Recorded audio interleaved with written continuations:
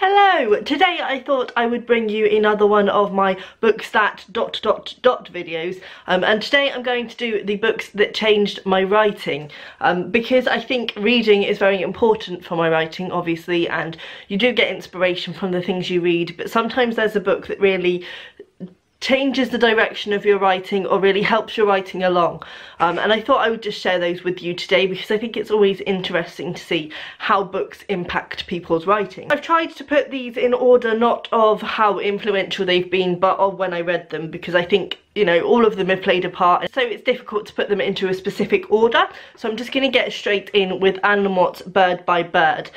Now I wasn't hesitant to put this in here because I knew I wanted it in there, but I kind of don't know whether it really influenced my writing, but it definitely helped it along, so I wanted to count it in here. So this I read when I was about 20, 21, and it's the first memoir of a writer that I read, and there aren't enough, in my opinion, writing memoirs out there. There are sort of writer guides, and Stephen King's on writing kind of sways into a bit of memoir stuff at times, but for the most part most writing books are purely instructional or people's advice based on their own writing, but it's rarely a memoir confessional kind of book, which is why I adore this. This is basically just Anne Lamott talking about her struggles with her own writing and her own life, and she does fit that into chapters which look at specific aspects of writing, so there is this sort of guide-esque sense to this as well.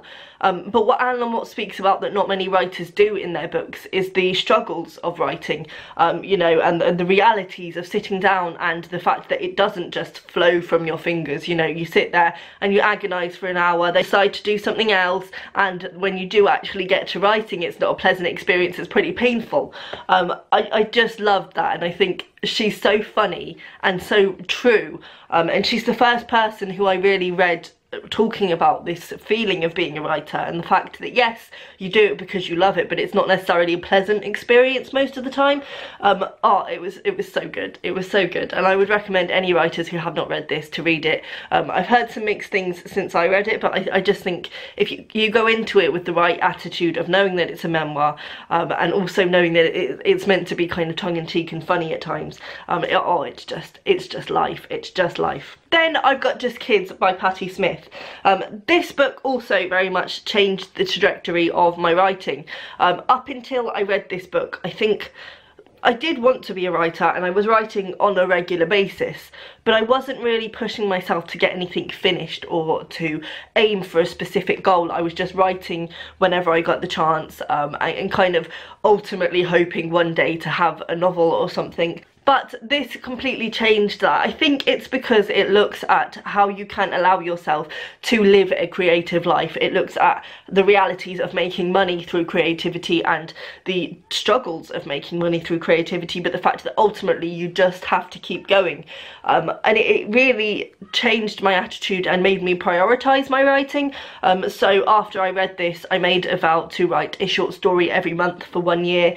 That didn't work. I only wrote a short story for the first 3 months, but it started me on a much more regular writing basis, and it kind of stopped me from thinking of writing as just something that I did for fun as a hobby, and really start thinking of it as a career and a priority in my life, and something that I could put off other plans to do.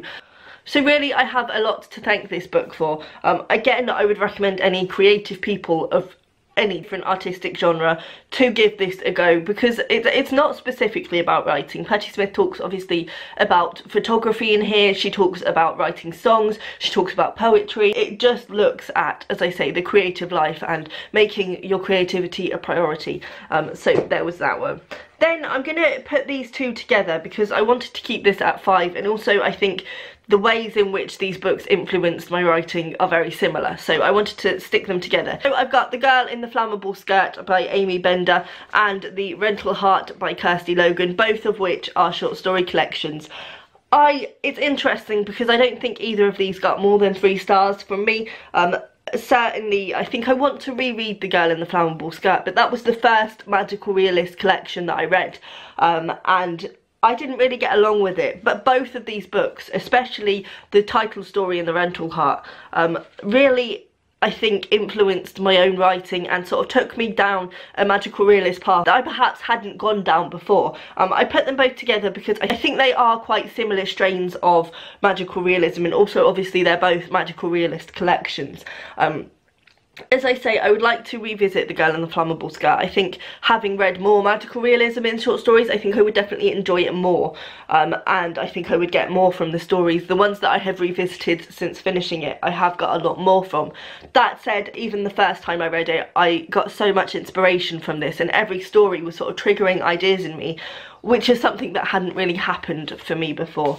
And as I say, The Rental Heart as well, I think predominantly the title story, it's one that I would definitely say is one of my favourite short stories, and it's one that very much has influenced quite a few of the stories that I've written. And there are other stories in here that I do need to revisit as well, because again, the ideas were just firing throughout this collection. Then I was very, very close to not including this one, but I thought if I didn't include it, it would be sort of criminal, because I go on about this book so much as being my writing goal, and I'm sure a few of you can guess what it is from me saying that, and that is If Nobody Speaks of Remarkable Things by John McGregor.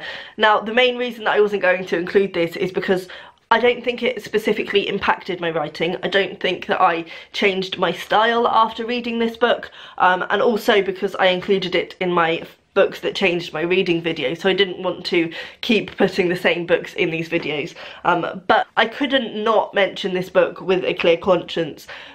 Even though it hasn't specifically impacted my writing, I think it very much has given me a driving force, because I know that this is the kind of book that I would like to write. And that's the first time that I've ever really had that experience with a book. So I think it hasn't influenced my writing directly, but in an indirect and sort of larger goal way, it definitely is a constant inspiration to me, and I think to very much aim towards. And then finally we've got Ali Smith's The Accidental. This is probably one of the first books that I read that very much played with language in an accessible way.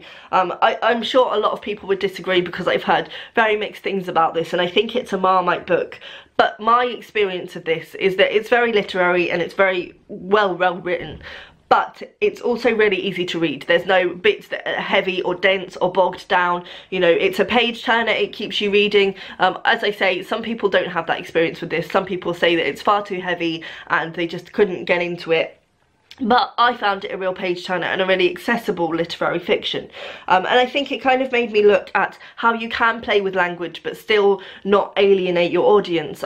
Like, I hate to say it, but If Nobody Speaks of Remarkable Things, I think I personally am hesitant to recommend it to people, because I don't think it's for everyone. It is very much down the literary route, which isn't for everyone, whereas I personally wouldn't say that this book necessarily was. As I say, other people have different experiences with it, but that was my experience. And again, it kind of gave me a goal to work towards. Like, I would like to write a book that's kind of in between If Nobody Speaks of Remarkable Things and The Accidental.